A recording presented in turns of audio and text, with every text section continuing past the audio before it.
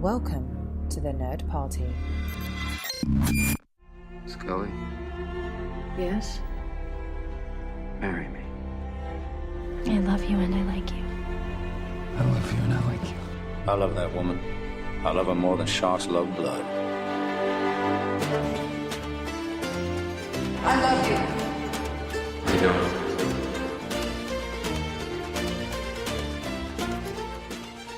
Hello, I'm Tristan Riddell. And I'm the girl. And this is Nerd Nuptial episode 128. Today we are going to be talking about Star Trek Discovery Season 2. But before we get into that, we want to apologize for not being around the past 2 weeks. Yeah, we've had colds for probably 2.5 weeks. Coming up on 3. Yeah. Like, we almost didn't do this podcast. Right. Because we are still sick. You might actually hear it in our voices. True, but we were like, sorry. At least it's better than last week. Last week would have been a disaster. Oh my gosh. We feel so terrible whenever we have to take more than, like, 1 week off. Sometimes life happens. Right. You know, like you're sick or there's circumstances. 2 weeks, we try really hard not to do that. But it happens. But it happens. And we almost took 3 weeks off. Like, we're recording this on the day we're dropping it. Yes. Just because of life circumstances happening around it, too. So it's just been a whirlwind of trying to live life and get things done, including this podcast. So we really do appreciate you guys for sticking with us.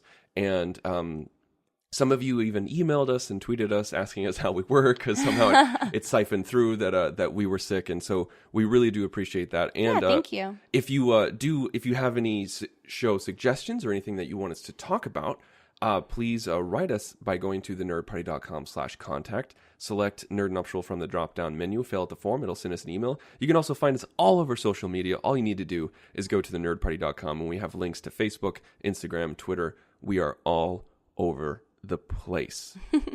So, if you hear us cough, we apologize. Or if you hit her in a voice, there's nothing we can do. But we wanted to give you an episode this week because Star Trek Discovery Season 2 has wrapped. The season finale was last Thursday. We watched all of them. All of them. Yes. All of them. Yes. And I really love talking about Discovery with you because whenever we finish an episode, you always turn to me and go, so, what did you think? Well, you're such a diehard Star Trek fan and I'm not, as listeners know. So I look at it very differently than you do. So there's a lot of stuff that I'm like inside baseball type things for you that I don't know about. And a lot of times you'll like explain it to me after the episode.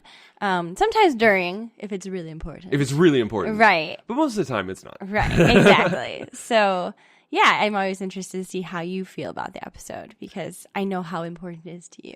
So there will be spoilers. Yes. In this There's just no way we can talk No, it's about the end it. of the it's, season. It's the end of the season. If you haven't seen it yet, I mean, like, it was released on Thursday for American audiences, released on Friday for international audiences. We're now recording this on Monday. You've had enough time. You've had enough time. If you're interested in this podcast about Star Trek Discovery Season 2, then you've already watched it. You've already watched it. So we're not going to give you any spoiler warning, actually, except for this one. Spoiler warning. That's right. We will be talking about spoilers. So, yeah, okay, so it ended, it was 14 episodes, which was an episode less than last season, but the last 2 episodes was basically one big episode. Right. Because, like, I hate that they cut them up, because the first episode was, the second to last, the penultimate episode, was nothing but setup.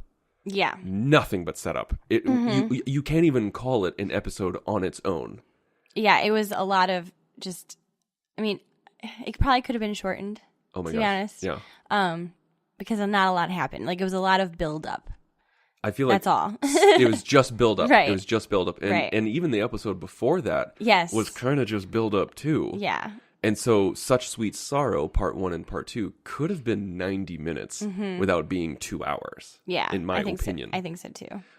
But before we get into like really dissecting the last episode, because a lot happened in the real last episode, I want to know, what did you think about season 1?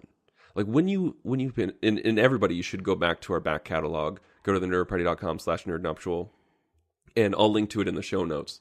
But our season 1 review of Star Discovery. But I want to know from you, what did you think of season 1? I guess now looking back from after watching season 2, looking back at season 1, I really feel like they were trying to find themselves as a series, like as a new Star Trek series. And looking back at it, I really do feel like season 2 was a lot stronger. I feel like the actors found their characters in season 2. I feel like the story was stronger overall. Definitely more like week to week episodes as well, which feels more Star Trek to me.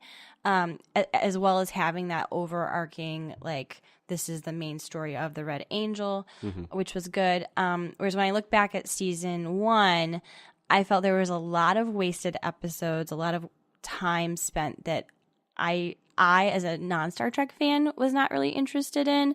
And I felt like it was beautiful, just like season 2, but a lot of the characters, they were really having a hard time, like, fleshing them out. And I felt like there was a lot of like awkward moments or just moments where you're like, why do they do that? So from my perspective, like, I have no desire to go back and watch season 1. Not at all. Not even a little bit. Whereas season 2, I felt like it was good. If I was to, like, when season 3 comes out, I wouldn't mind watching season 2 again versus season 1. I'm kind of like, no, I'm good. This is coming from a die-hard Star Trek fan. Like, you know about Star Trek. Yes. You know the general just because you're married to a die-hard Star Trek Exactly. fan. But I really love hearing your opinions, not only because you're smart and beautiful, but because you have that pseudo-outsider perspective where you've seen some TNG, you've seen the movies, and Right. so you're a sci-fi fan. Right. And you're an educated sci-fi fan, but you don't have all the hang-ups that I do. Like, I come with 32 years of Star Trek baggage on my back. Sure, yeah, and expectations of what you think they should do, you know, and Star Trek fans, no offense to all of you, but you tend to be very harsh because you love your material so much. It's like that love is so strong that you also dissect it very, like, harshly. And, like, believe me, I have my own vices in that way where I love something so much like Star Wars that, like, I have a hard time enjoying things that don't go the way that I want them to go. I totally get it. I think the first thing that, okay, what's when you think about that, when you mention your own vice, what pops into your head? Because I have something that pops in my head about you too. Oh, Han and Leia. Oh, Han and Leia? Okay. Yeah. Oh, that's not what I was even thinking of. Yeah, and how they ended up messing that whole thing up. I think a lot of people agree with you on that one. The thing that popped in my head was Hunger Games. Oh, okay. Okay, Because yeah, I was very into Hunger Games, yeah. You love the novels, you I love did. Katniss Everdeen as a protagonist, Yeah. and then the movies came out and you're just like, that's not what was in my head. Yeah, it's true. It's very true. Yeah, I was just very disappointed. Yeah. With Star Trek Discovery, actually, it's like talking about season 1 again, like going back to season 1, I wouldn't mind rewatching the second half of Star Trek Discovery season 1. Okay. I think for me that was much more entertaining, and it was much more focused on the Mirror Universe storyline. That's true. That was interesting. And to a point. Yes, exactly, to a point. Like, a lot of people thought that they overdid it with the Mirror Universe. I did. And they probably did. I mean, even someone who enjoyed that storytelling felt like, okay, maybe they spent too much time in it. But the reason why I liked it is because it was one unified story with one unified goal. And it didn't really feel like there was too many wasted moments. That's not true. But I like, was gonna say, I can think of a lot of wasted moments. no, yeah, I'm totally wrong. At least it was like a story that was interesting in the first season. Yes, it was one storyline that I really, really liked, and that I felt like they all had, like I said, they all had a goal they were going towards. They were all unified and trying to get something done. And in the first half, it just felt like just a melange of seeing what sticks. Well, and I also feel like the bar wasn't very high when we got to the Mirror Universe storyline. So it was like, oh, finally something interesting that seems cohesive. And it was also like they had a mid-season break in between where they took some time off.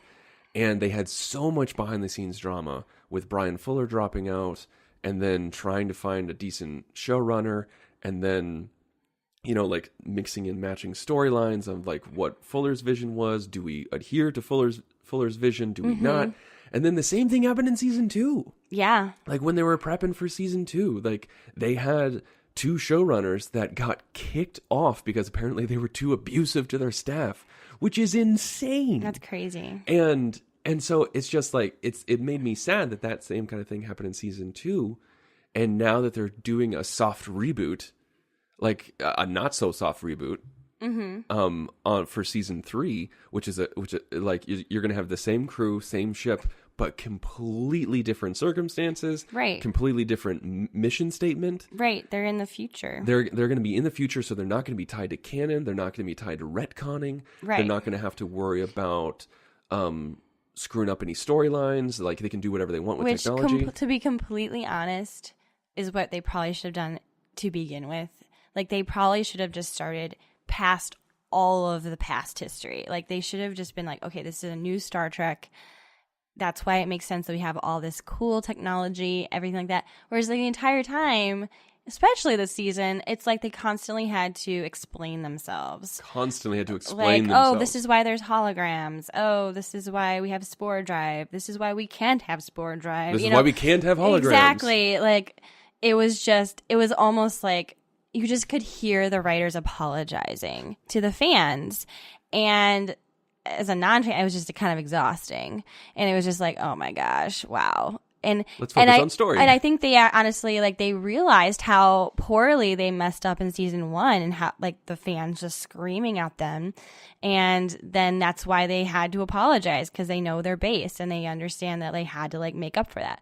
That being said, I really did enjoy the Pike storyline and him being involved. Yes. In Michael's story. Like, I really enjoyed Pike as a character. Like, I said it a few weeks ago when we talked about, I think, the opener even. Yeah.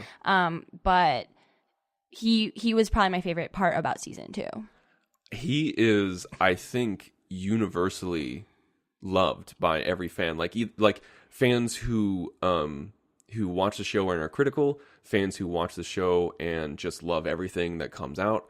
And I can't talk about the people who hate watch the show because I try not to interact with them. Yeah. But yeah, I feel like everybody loves Pike. Everybody wants a Pike show now. Well, and it kind of, I mean, let's go to the end of the season 2. It almost felt like that's what they were setting up in a way, which was weird because we know that it's Discovery, like that's the name of the show. So it was very strange because it almost felt like, oh, now we're going to follow them. I think yes, because I got that reaction too, where I'm just like, oh, this is weird that we're not ending even at a hint of Discovery. Yeah, like why not even a little bit in the future? Like it felt like a show ender. Yeah. Like Discovery is out there and we're never going to see him again. Exactly. Obviously that's not the case, but that's what the show's visual language told us, was that Discovery's gone, we're never going to see them again, and Pike, Spock, and Number One are out and just going to do their adventures. But also reflecting on it, I think what they really were doing was the way that the ending shot progressed, where they started in the bridge and the camera went out of the top dome bubble, and then we saw the ship warp forward. I think that was them saying goodbye to the 23rd century. Oh, me too. Saying like Pike, Spock, and Number One are having those adventures before Kirk comes aboard, because it was a mirror of the opener of the first pilot of Star Trek: The Original Series, The Cage, where the camera is outside the ship and then it goes through the dome into the bridge where Pike, Number One, which was and fan Spock service. is. I mean, they even had like the theme playing. Yes, the TOS so theme. you knew what they were doing, and they were definitely like saying, okay, goodbye, this cast that we just saw in season 2. Yeah. And now we're moving forward into the future. Yeah, it was weird because like they were saying goodbye to the cast, but they did it in such a way where you're just like, but it felt, yeah. But like, are we saying goodbye? And to be completely honest, I was kind of like, I wouldn't mind seeing Pike's ship. Like I enjoyed him so much that like that was interesting to me. But again, like I think it's finally in the right place where it's like Discovery's in the future. Now it's going to make more sense. Like they have all the essential people they need. Yeah, right. Right. So it's almost like now the show is in the right place to continue forward. Which is really funny because like when the show was coming out, like I had very, very honest conversations with friends where I said, I was like, Discovery needs to be amazing right out of the gate. We need to have a killer season 1 and a killer season 2 because we do not exist in the 80s and 90s anymore.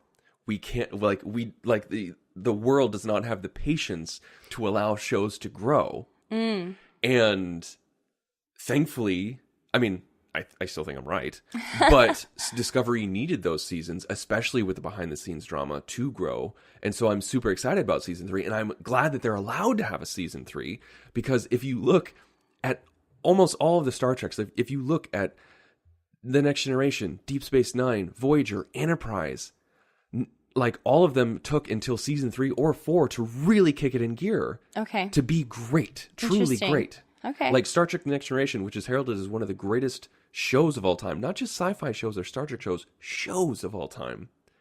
The first 2 seasons aren't good. So it took that long. Yeah, it's just, and thankfully Star Trek has the base that's willing to stick with them no matter what. Right. So it's interesting. It really is. It is really interesting. So I'm very much looking forward to season 3 being that reboot of exploring new life forms and new civilizations, right? Being free of all this whining about retconning. Well, and they don't this have any pseudo-apologizing. strings attached to them anymore. No Like strings. they don't have to explain anything anymore. They don't have to like go back and say like, oh, well, even though I know we're in the past, like this, Spock's got to be, like we don't have to deal with any of that anymore. Yeah. It's now like their own show, which is the way it should have been. It makes me think about Voyager, where Voyager was flung into the Delta Quadrant, and they're like, our mission statement is to get home. Mm-hmm.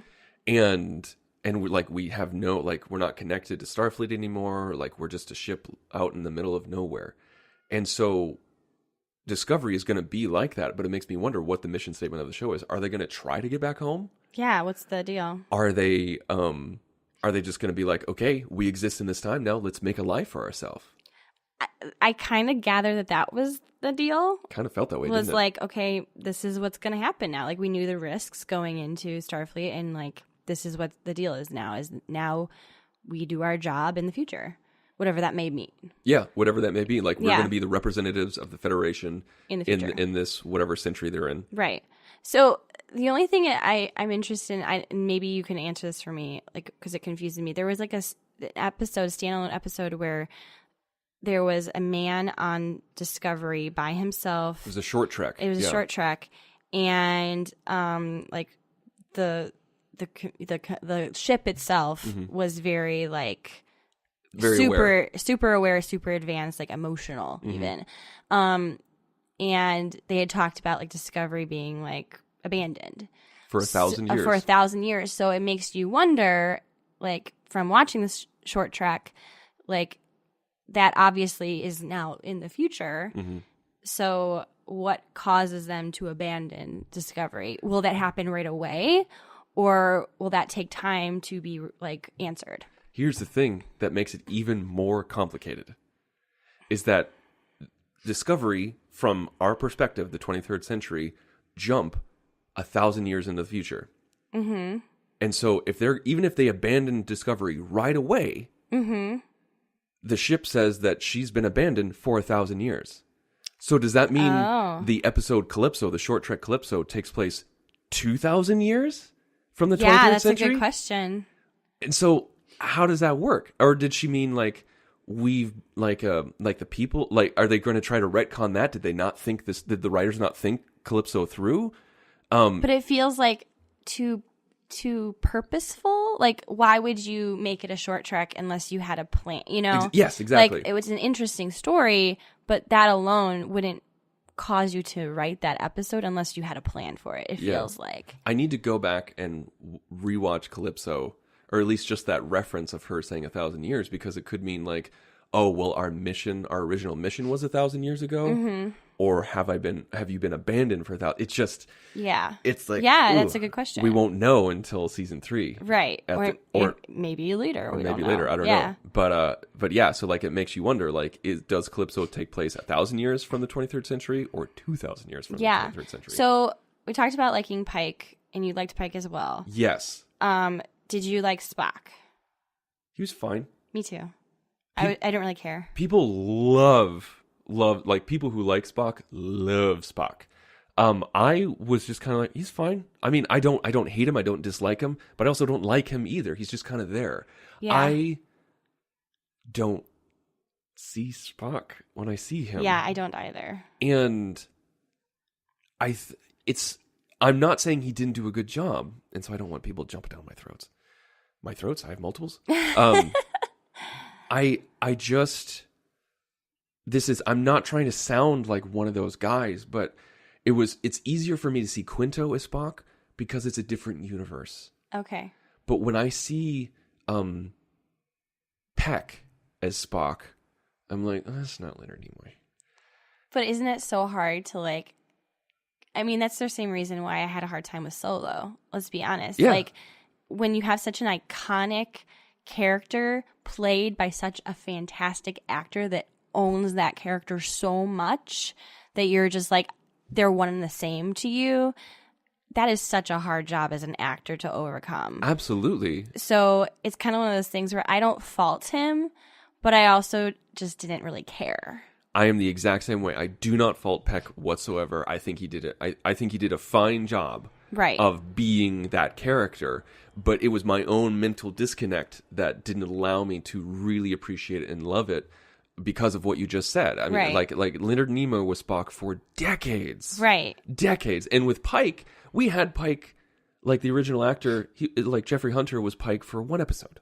Right. So it's so much easier to develop that character when you only have one episode's worth of like to fight against, right? Versus decades. You had like with Leonard Nimoy, you have 3 seasons of television, a couple of guest spots, one guest spot on TNG, and then 7 movies. Right. So like it's so hard, right? But I thought it was interesting like how they added him in. I was totally fine with. Yeah. I just didn't really care. Like it's not like, oh no, we're never going to see Spock again. I don't care. Yeah. And I like canon wise, I had no problem with it. Whatever. Yeah. Like Spock had some issues they had to work out because of the Red Angel. Yeah. Fine. Like Spock has some sort of weird Vulcan dyslexia. Sure. That's cool. Hey, that's fine. Representation of people Absolutely. who have that kind of condition. Yeah. Great. Always like they also have characters in wheelchairs on the show. Yeah. I mean, like I love that kind of representation. Absolutely. But, so like from a story standpoint, I thought it was fine. I thought the Michael connection was fine. I really don't understand though why Michael had to be this secret. I really don't understand that. Like at the end, that really confused me. So at the end of the episode, there's like this conversation where they are saying like, okay, we've got to like pretend that never happened. We can't talk about it. It's a secret. We can't talk about Discovery and we can't talk about what happened to them. And that was super confusing to me from a story standpoint. Do you understand why they did that? I understand why they did it, but how they did it is what's weird. Why they did it was because no one talks about Discovery ever again in future Trek, and Spock never talks about Michael with Kirk or anybody else. So again, they're retconning the situation by not talking about it? They're trying to justify their own existence, which I think is very silly, because it's a big universe. It is a big universe. Not everybody has to know everything about Discovery and everything that came before it. Like, we never heard about Discovery in TNG. Well, yeah, it was created in the 80s, and Discovery came out in 2016. Right. It's just like... Just let it go. Just let it go. And also, like, we have hundreds of years of material from the 22nd century to the 24th century. Like, a lot happens, and not every single person is going to be well-versed in the history of everything. Right. It's okay to have a big universe. And also with Spock never talked about his brother either, Sybok, until Star Trek... Star Trek The Final Frontier. Like, that movie came out. He had a half-brother named Sybok, and Kirk's like, no, you don't. I know for a fact you don't have a brother. And he's like, you're right. I have a half-brother. And Kirk's like, why didn't you ever tell me? Like, that's happened before. Spock is secretive. He doesn't always tell everything to everybody. He's a Vulcan. Okay. And so, like, for him to have an adopted sister, who's not really technically his blood sister, falls into his pattern of only bringing her up if it was applicable. Yeah, I get it. Okay. And it's just... so it doesn't really matter. Just leave it alone. Yeah. And then, like, okay, so here's the thing. I'm going to read this to everybody, because this is how weird it is. So right here, like they're talking with HQ, and Spock says, the destruction of Discovery was tragic, but does in and of itself resolve the issue. Even more radical steps must be taken to ensure that type of scenario never repeats itself. Then he says, Regulation 157, Section 3 requires Starfleet officers to abstain from participating in historical events. Any residual trace of or knowledge of Discovery's data or the time suit offers a foothold for those who might not see how deeply critical that directive is. Therefore, to ensure the Federation never finds itself facing the same danger, all officers remaining with knowledge of these events must be ordered never to speak of Discovery, its spore drive, or her crew again. So, they lied to HQ, like Pike, number 1, Spock, lied to HQ, saying it was destroyed, maybe because of the spore drive. That they didn't actually go forward in time. Okay. And so... But why? The reason why we're from Gathers is because Control is crazy. Like, the Control program, Control went after them to get the AI, right, so that they could become self-aware, and thus that would end the world. And so Spock, Pike, and number 1 are just like, this can never happen again. We can never let anybody know what Control knew about artificial intelligence on Discovery. And so because it could land in the wrong hands. Right. And okay. So what I think, after a lot of conversation and a lot of self-reflection as well as research, which I shouldn't have to do. Okay. I think what they're saying is that, well, now that we know that like time travel totally can happen because we have the specs for the suit. Right. And we know time crystals exist on Borth, somebody else could go back in time and get the sphere data from Star Trek Discovery before it was destroyed. Okay. And so that's why Spock is bringing up time travel, even though they lied to HQ. And then mess up the whole thing. And so, like, even though Spock lied to HQ and saying that they didn't time jump. Uh-huh. So that was why it was super confusing for me, is because they said that they didn't time jump, that they were destroyed. So why would Spock bring up time travel at all? Well, it's the existence of the time suit. Okay. And so now that they know it's possible with the time suit and the time crystal. That is way too much thinking. It is way too much thinking. I shouldn't have to do that. And such a, ending tag on, part that, you could be just, not paying attention. Yeah. Do you know what I'm saying? That seems very, Well, wow. I mean, you should pay attention. I understand, but I'm just saying, even where they put it, it's it wasn't, a huge, long, drawn-out, this is why we're doing this. They didn't explain it well enough. You and I are very educated, very smart sci-fi fans. We pay attention to these shows. And we were very confused. Because it was not well written. And if you understood it right away, kudos for you. Awesome. Go get a medal, make yourself an award. But the thing is that, I know a lot of other people who are just as intelligent, who are diehard Star Trek fans, who had no idea what the hell they were talking about because it went by way too weird. They did not explain it to themselves. Okay. If you want to jump and create headcanon for yourself, that's fine. But this was not well written. Okay. But that is what I'm gathering. But here's what really doesn't make sense. If you move on, Spock does his whole personal log, and he says, 124 days have passed since your disappearance. It has been difficult, but we've managed not to reveal the truth of Discovery's fate to Starfleet. Okay. To have done so was to risk rendering your sacrifice meaningless. If we learned anything, we learned we're not yet ready to learn everything. Talking about time travel. Yeah. Talking about the sphere data. Right. AI intelligence. Right. Totally makes sense. Mother and father are diplomatically immune from interrogation, and they fully understand our silence is meant to keep you safe. We have sworn never to speak your name in the presence of others, yet I feel you with me always. So you never had a sister? That's what really doesn't make sense. And that's what, I went online trying to figure this out from other people because, the destruction of Discovery and, time travel, time suit, and spore drive and everything like that, I was like, I kind of get it now. It still wasn't written well, but I kind of get what they were trying to go for now. Right. This about Michael totally doesn't make any sense. This is just purely from the writer saying, oh, that's why Spock never talks about Michael. That's why no one knows about Michael. Because you're telling me that Sarek and Amanda are supposed to pretend that Michael never existed or never talked about her or never mention her name again. Because to never mention her name again in the presence of other people means that you're pretending that she doesn't exist. Right. So why would you do that just because she was involved with a ship named Discovery? That makes no sense.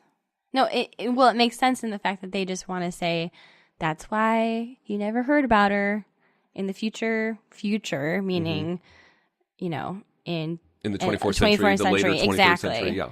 Ugh.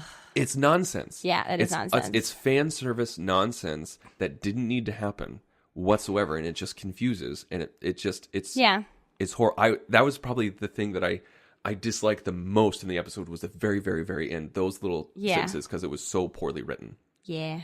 And I think that's my main criticism of season 2 overall is the imbalance of writing throughout the season. There was good moments, and then there was some really bad moments. Really bad, boring setup moments, or moments that were just, you have episodes where you have 90 minutes of material crammed into 45 minutes. Mm-hmm. And you're just like, whoa, what is going on? You're trying to do a feature-length film in a TV episode, and everything becomes just craziness. Mm-hmm. And then you also have other episodes, like 2 episodes in a row, that just build up to something that's going to happen in the end. Right. Like, instead of exploring the material that was actually interesting, like, oh, that would have been cool to see in 2 episodes versus like all this build up in that one. So I feel like there was really cool episodes in this season. Yeah, I still think the opening was my favorite. Same here. But there was interesting storylines. Like I found the whole callback episode with Pike interesting. On Borith, like when he sees, that was very interesting to me. Oh wait, no, we're talking about 2 different things. You're talking that was interesting. You're talking about the Telosians. Telosians was interesting. That was very interesting. I thought that was a really to use that past material in like a very creative way. Like that was cool fan service. Like you showed me some stuff ahead of time to kind of like prepare me, but I thought that was cool. That was cool prep as a non-Star Trek fan that I enjoyed. Like I enjoyed that callback from The Cage. Yeah, that was really cool. The Tilly stuff, like I really did not enjoy. I really enjoy that character, but like that whole thing with like I think she's interesting. Like she's like funny in some ways, but honestly, this season I got tired of her. She was getting exhausting in season 2. Yeah, and I think especially like when that like creature, like what was it, like that like kind of enveloped her. Like it was like, what was it? It was like kind of like a virus type thing. Yeah, it was like a host. Yeah, like she was making her like that a episode. I was just like, I'm tired of Tilly. Yeah, I think I question. I mouthed like, "Do you really like Tilly?" Which is totally great podcasting to mouth words. But I do like Tilly. I liked her until they overused her. Until they overuse her and make her over crazy. I'm just like, you're really gonna You're just gonna run into a briefing with the top brass admirals and Pike and senior officers and just go like, oh my God, I'm totally sorry. Like, I'm just like, okay. Oh, no, like, it's okay. I'm just nervous right now. And I feel like you're a Starfleet officer. It went against like how she acted previously as well. Like it just felt off. It's true. Like, I liked what they showed in season 1 of Tilly because like some people are saying like, oh, they're showing someone who's neural atypical, like someone who might have might have a condition or someone who's a little nervous or is dealing with anxiety. I like seeing that. I like how they addressed it. But in season 2, they're just like, oh, people like Tilly, so let's just make her explode on screen. Right. It was too much. Yeah. They did make Michael way more human, which like was so needed because that was my biggest probably criticism season 1, other than a lot of wasted episodes, was that I didn't like Michael. And they really were having a hard time skirting that line between her being raised Vulcan and she's still human. So I really think that I really enjoyed her as a character this season. Me too. Because she was more human and actually like showed emotion and like I cared about what happened to her. And that connection to her mom and her dad was really interesting, and I think that they gave her so much more purpose this season. And like, it felt more like, okay, yeah, this is why she's the main character. Whereas I felt like season 1, it was kind of like, why is she this main character? Is she the main character? Is she the main character? In season 1, there was so much protagonist confusion between Lorca and I didn't like him. And Michael. So I loved Lorca. I know, but I didn't. A lot of people don't like we talked with your uncle just yesterday. He's like, oh, I can't stand Lorca. And I was just like, wait, am I the only person? But in season 1, I felt like, wait, is Lorca the protagonist? Yeah, too much time with him if he wasn't. And it was just like, and Michael didn't always have the best things to do in season 1. Yes. And so I'm like, is Michael the protagonist or not? But in season 2, even with the crazy amount of screen time that Pike had, there was no doubt that Michael was the protagonist. Right. And that's one thing that I thoroughly enjoyed of season 2. Yeah, absolutely. And just like giving her more connection, that we actually felt something, you know, when her mother has been trying to get back to her and trying to like warn her this whole time. And she thought she was dead the whole time. You know, it was just a very interesting storyline to follow. I enjoyed the Red Angel storyline. It kind of reminded me of the Wasp suit from Marvel. It's very similar. Yes. And I mean, obviously different function, but it just reminded me of that a lot. But yeah, I think that I thought the cast was overall good. There was some kind of episodes where the writing was really like, ugh. For example, in the last episode, like when they're about to go kill the AI, what's his name? Leland. Yeah, Leland. And then like the number 2, I think it is. Or no, it's like the... Non? Was it? Wait, you're talking about the woman with with the things on her cheeks? Was her name Non? Her name's Non. Okay. She says like yum yum when oh my God. That was like, who wrote this? There's it totally took me out of it. Really, really cringeworthy dialogue during that gosh. scene. Like, I liked seeing Non and Giorgio work together. Oh yeah, no, that was fine. But and I like what they did, but the dialogue that they had took back and me forth out of it. was horrible. It was so bad. Like, if you liked the cheesy dialogue because it's so because it's so bad it's good, that's your thing. But it was cheesy, horrible dialogue. Tilly had a lot of that dialogue throughout this season too, where it was just like, why would you write that down for her to say? But then you have stuff like between Michael and Spock and Pike, where you're just like, wow, this is well written. Right. I feel like there were certain times when the dialogue was well written, but overall, the season itself lacked cohesion. It was better than season 1. Yeah. But it could have been even better because I felt like so many people were saying like, oh, well, you know, it might be easier to explore these characters if it was like the old days where you had 24 episodes. And I'm like, no. It's 2019. I never need any more 24 episode seasons. We don't need 24 episode seasons anymore. It's 2019. You can do amazing storylines and amazing character development in 13 episodes. Yes. It's very possible. Just use your time lot wisely. of shows do it. Yeah. And it's just, there's so many times, like I look at the gold standard of House of Cards, and that dropped a season all at once, 13 episodes, and you hardly ever waste any episodes, you hardly waste any moments. This was in the early days. This is the early days. And you have tons of characters. Yeah. Tons of characters. Right. But you know who each person is, and right. each person has their moment. Absolutely. And yeah. What do you think about the Suru storyline, like his backstory and his like connection with his sister? And that short trek was the one that I liked the most. Was his storyline, his backstory. So I was really intrigued to see that come to the main show. I felt it like it was good to see. I liked the events, but I think that episode specifically was another victim of feature-length storytelling in 45 minutes. Yeah, I felt that too. Because it felt super rushed at the end. Again, I like the story, I like the people, I like the order of events, but it just got so dang rushed at the end. Yeah, it was like, wait, spend more time. And then like Pike was making like global decisions in like 5 seconds. Yes, that episode is particularly, you were like, whoa. You are Slow Starfleet. down. You are not gods. Exactly. And Pike himself would be very wary of that. That's what really makes it weird. I know there was a gray area when it came to the Prime Directive with this planet, but... And I totally feel like even in like go give 2 more episodes, and then there was like, he had to spend a lot of laboring time making other decisions. So it was just, it did not match up. Yeah. You know? It was just so strange because they had such great storylines that they basically, they could have chopped up the season into 3 parts.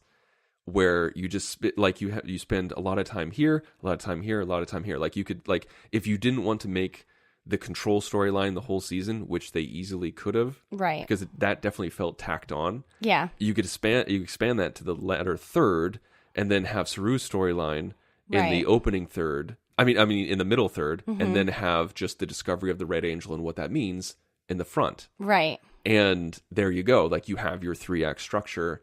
And that way you can keep it more episodic for the hardcore Star Trek fans, but still have that overarching Red Angel theme.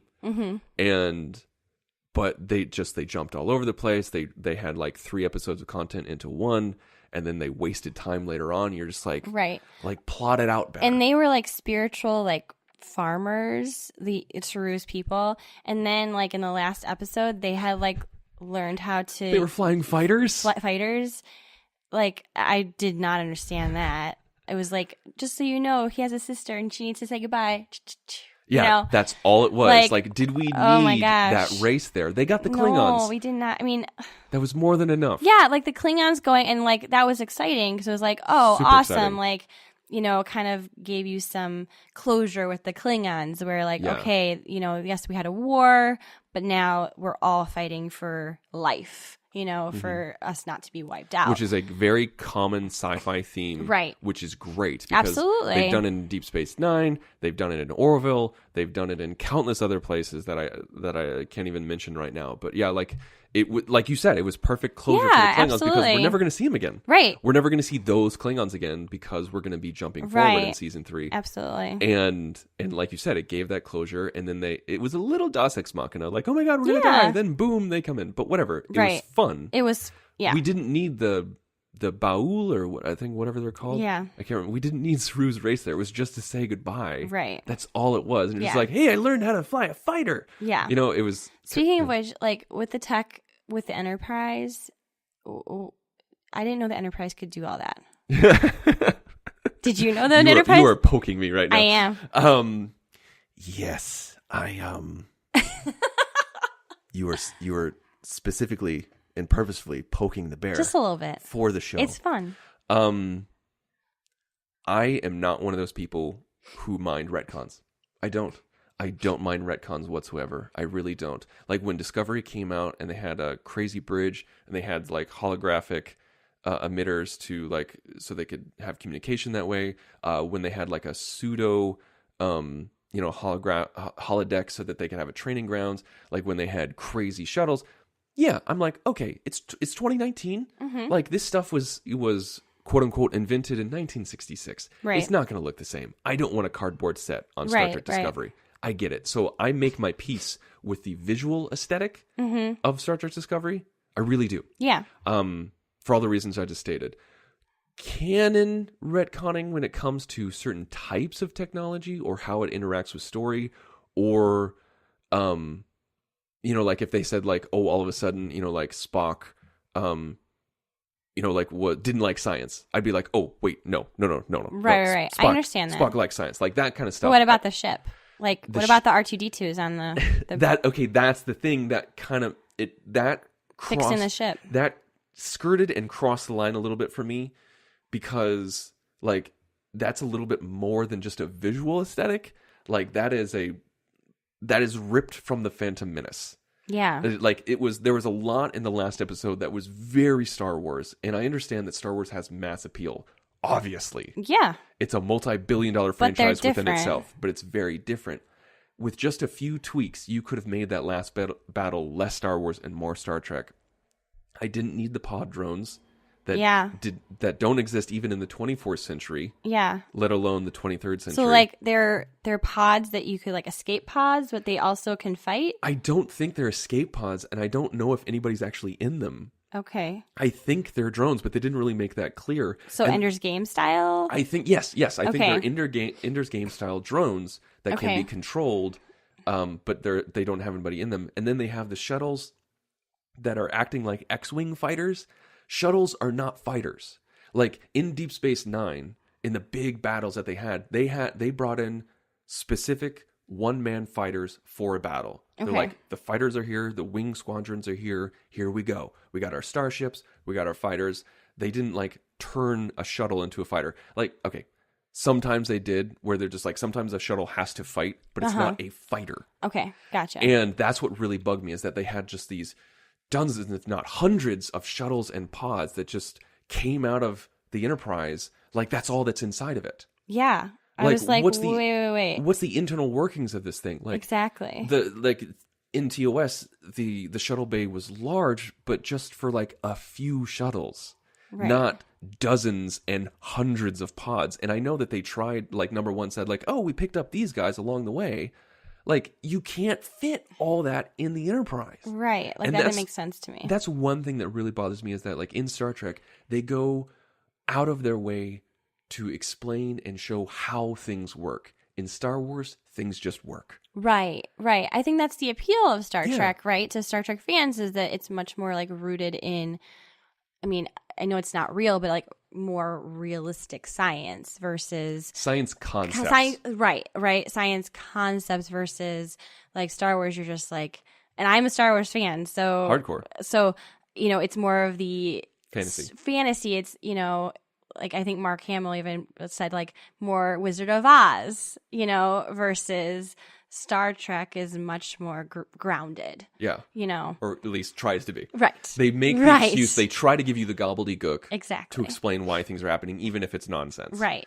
But with this is that, like, even when they show like the inner workings of the turbo lifts, that doesn't make sense. Do you remember those shots? Yeah, I do. Those don't make sense. No, they don't. Think of all the wasted space. Yeah. Inside. I was like, wait, where are they fitting the people then? like just like yeah, it's just like the living quarters and like it doesn't make sense. just imagine if a modern day elevator system in a building worked like that. Yeah. Where like it's a shaft. It's like Willy Wonka. That's going on here. Yeah. That's the thing. Like those types of things piss me off. Uh-huh. It's not going to ruin the story for me. No. And But it does give you an eye roll as a fan. it does give me an eye roll as a fan, and it's just like, that's not how Star Trek is done. Does that make it not Star Trek? No, because I'm not a jerk. But they could have easily just made it a ship-to-ship battle. Like, Section 31 doesn't have to have, like, 30 ships and then hundreds of drones. Like, you could just have it have 10 ships. And so it's 10 against 2 with a couple of shuttles who have been rigged to fight. Still would have been awesome and epic. Throw in a few drones. But, like, just bring the numbers down. Right. And make it more ship to ship. I think that was what was overwhelming too. I think it just became noise at a certain point. It was Right. like, I don't even really care what's happening because it's too much. Like there's a certain point where my brain like just kind of turns off when it's like too much to look at. Yeah. And like when Michael was in her spacesuit and she was Yes. going through space, like there was a time when I was like, oh wow, this is actually really impressive. This is really cool. And Right. I'm like, wait, where is she again? Yes. No, I did the same thing because like at first I was like, oh, that's really cool. She's got an Iron Man suit. And then at a certain point you're like, wait, what am I looking at? Yeah. I don't know what I'm looking at anymore. So I want to ask you, because I thought the last episode was very entertaining. Yeah. Like I'm nitpicking on this stuff. Like I don't like that they had astromech droids. I didn't like that they had drones and fighters and everything like that. Yeah. But regardless of that, I thought it was a cool battle. It was really interesting, really visually pleasing. And I thought the storyline was good. I didn't like that they kept pausing for emotional moments. Where Yeah. I'm just like, but that's just TV. Right. I was going to Where say. I'm screaming like, people are dying. Well, I think maybe it would have felt differently if they didn't do so much of that in the previous episode. Yeah. Because I felt like they did a lot of that in the episode before. So it was kind of like, okay, now we're still saying goodbye. In the 13th episode, everybody's saying goodbye on the level of, this is the last episode of a 7-season show. You're like, oh, wait, no, it's the penultimate episode of a 2-season show? Yeah, it felt a little too. It's like when you much. have your first show on Broadway and you take 5 bows. You're like, did you earn those 5 bows? But the question I want to ask you is, so when they revealed who the Red Angel originally was, being her mom, her biological mom, I was like, oh, thank goodness. Because like first it was, oh, it's Michael. And And you they're thought it like, was lazy. no, Yeah. lazy. That's lazy. That's stupid. That's the one person I didn't want. I would rather have it be Saru than Michael. And then they say, like, at the end of the episode, it's like, oh, it's not Michael. It's her mom. And I'm like, okay, cool. But then It is Michael. in the last episode, it's like, no, we fooled you again. It's actually Michael. I didn't mind it. I thought it would piss me off, but I didn't mind it because they went through the whole rigmarole. How did you feel about that? Okay, so I think they tricked me. I think that because they said it wasn't, that my brain was like, oh, cool, it's not. They were being more creative. But then in the last episode, it ends up being her. And it's like, okay, honestly, you just kind of want her to do what she's gonna do, so you don't even like realize what they're actually doing to you. So until you just said that to me, I honestly completely forgot that she was like that. I cared. Yeah, I didn't really care until this moment. It's so so accurate. They tricked me. They trick you. They trick you into not caring. Right. And you're just like, oh, right, wait. You just want her to succeed in her mission. Just do what you need to do. Exactly. Like, just do the thing. Right. And so I think what they did was good because, like, at first you didn't want it to be Michael, but then you liked that it was their mom, but then you're just like, okay, fine, I don't care. There was a lot of predictable moments, though, in that whole thing with, like, Spock going and, like, with the shuttle, and the moment he goes in the shuttle, I'm like, he's not gonna make it. Yeah, he's not gonna go. He has to get to Enterprise. I mean, everyone knows that. Yeah. So it's just kind of like, all right, like, we know why he's there. He's gonna say goodbye, and then something's going to happen, and he can't go with. You know, it's just. Yeah, it was a little too predictable. It's the problem with prequels. Right. That, like, you know who's going to survive and who's not. Exactly. And you knew that the Enterprise wasn't going to explode, except, one door is going to cause, like, is going to save the ship. That I was going to ask you that how would that even work? Blast doors are a real thing. Yeah, but, like, to that extreme? No. Okay. Because, like, there's a circumstance in Voyager that was very similar. Okay. Where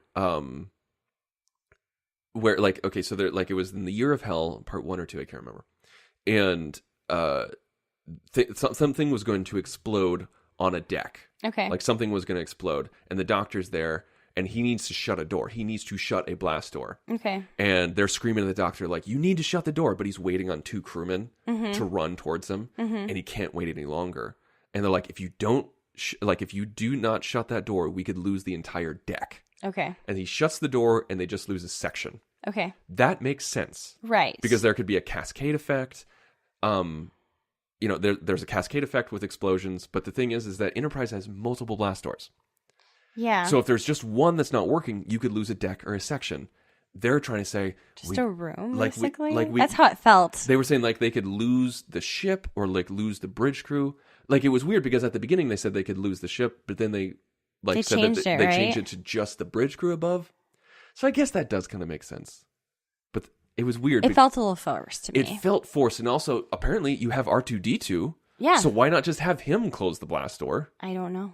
Just have R2-D2 do it. Because they wanted to get rid of that actress. Because she didn't have a purpose for a long time. Oh my gosh. She was kind of a pointless admiral. Yeah. Which a lot of people loved, but I would have loved to have seen her actually do more. Yeah, seriously. But regardless. So, like, the Red Angel stuff, like, yeah, that didn't really bother me because they trick you into not caring. Right. The one thing that I didn't quite understand, but I've made my peace with my own headcanon. They might have explained this and I just missed it. But, so they say that, like, you can only use the time crystal once to move forward into the future and to make a hole big enough for Discovery and her. But then she can use it 5 times in the past. That doesn't make sense, right? No, that doesn't make sense. So, like, when Spock is disabled and Michael's there and they're like, I can't move towards the future. And Spock's like, well, you got to be the Red Angel. You got to make the 5 lights or the 7 lights or whatever. You got to do that. And she's like, okay, cool. I'll just jump 5 times. Right. With the time crystal, which is supposed to burn out immediately. And so, again, like, maybe I missed something, but maybe you can, like, going back in the past doesn't drain the time crystal as much. And if it's just, like, a hole big enough for her. Yeah, but that doesn't make sense. Yeah. That doesn't make sense. But... And they didn't explain that. No. Or maybe and they again, did. In that moment, I didn't really care because I was just like, use the crystal. Yeah, just get like, there. Stop saying goodbye. Right, just go. Just go into the future. Honestly, at that point in the episode, I was like, just go. Just go. Because it was, like, too much. It was, like, too much stimulation. So I was just like, just get out. I was the same way. So maybe I didn't like the episode quite as much as you. But maybe because I liked it. But there was a lot to nitpick. Yeah. And there was a lot to go down. Now, so I saw an alternate fan ending. Okay. Like, someone who was like us and didn't like how it ended. Okay. And didn't think that they explained it well enough. One person said, actually, this was a couple people, and I'm totally blanking on who it was, and I apologize if you're listening. But one person said, like, wouldn't it be interesting if instead of saying, like instead of saying like, oh well, like let's have hundreds if not thousands of people who were involved in Discovery's missions just keep a lid on it. Yeah. What if we had Spock and Pike go to the Telosians and say, can you help us kind of alter reality? Yeah, that totally makes more sense. So that nobody says anything. And then like one person chimed in again and said, yeah, and their price would be, okay, we'll do this for you, but the Federation needs to make it a ban on this planet and make it punishable by death if everybody goes to this planet. Which, in Star Trek lore, the only death penalty is to go to that planet and no one knows why. And Discovery still hasn't explained it. So just imagine if they did that. Well, then that would be a great callback. It'd be a great callback. It would tie up all these loose ends. It would have the same kind of ending, except explain a whole lot more and make more sense. Yeah, I like that more. And I do too, but I'm like, that's not what they went with, so that's fine. And some people might think it's more fan servicey, but like I talked about this with some people, and they were just like, no, that's complete like Voyager style reset button. That would have been horrible. That robs all of the emotional content. I'm like, no, and like it's just like there's a section of fans out there where if the writers do it, then it's gold. It's dazzling. No, writers mess up all the time. And that's okay. All the time. And it's just... I'm a fan of Lost. Okay? Writers mess up all the time. Yes. All the time. All the time. So, no. And no. It's just like there's this section of fans where like if the fans did that whole Telosian thing, they would have been bowed down on their knees saying that it was amazing, just like they're doing with this one. Right. Just right. because the writers did it. But right. if anybody dreams up another scenario of like, oh, why didn't they do this? Like, well, you're not the writers. They obviously spent more time on it than you. And just like you have pro Discovery people, you have anti-Discovery people who are like both fanatics in their own route. And I've blocked the same amount of people on either side on Twitter. Well, it's exhausting. It's exhausting. And so like, just be down the middle. Exactly. Like, I think you can analyze things like they're there. Like, that's why we have this show. It's fun, right? It's fun to think and use your brain. You don't have to accept everything that you're fed, right? But at the same time, you don't have to hate watch things. Oh, that's... Yeah. So, it's like that happy medium of like, have your own mind. But if you really hate something so much, then stop watching it. Yeah, there's a difference between hate watching a TV show and hate watching Twilight. Like, there's a difference. Right, right. It's, like, just like, let people have their own opinions. Yes, exactly. Let people have their own opinions. Don't feel like you need to infect other people with your own negativity, but also don't infect people with your fake positivity. Yeah, that's exhausting, too. You liking something does not make it bulletproof. Yes, exactly. That's very true. Is that where you want to end? I kind of do. I feel like, hey, that was a good one-liner. Okay. I'm going to write that down. All right. I'm going to use it. Well, thank you for listening, and hopefully you can tell us what you thought of Discovery Season 2. Please do. Whether you liked it, whether you were like, no, that was terrible. What did you think? And also, if you think we're crazy, these are just our opinions. Right. And this is just how we feel. It is by no means binding or absolute. This is just our opinion on things. Absolutely. And I'm sure there's people out there who are just like, no, it was worse than season 1. There are people out there who are like, no, this is spun gold. Right. Yeah, I'm sure that there's people out there like that. Exactly. And if you like our show, let us know. Yeah. Be respectful. And we'll be respectful back. Absolutely. We thank you so much for listening. And as always, go to thenerdparty.com to contact us, to get our back catalog, and also check out everybody else on the network. We have so many great shows coming at you. Star Wars, Star Trek, Harry Potter, Doctor Who, so many different types of things in film and television and everything like that. I love you. I know. Scully, Yes? marry me. I love you and I like you. I love you and I like you. I love that woman. I love her more than sharks love blood. I love you.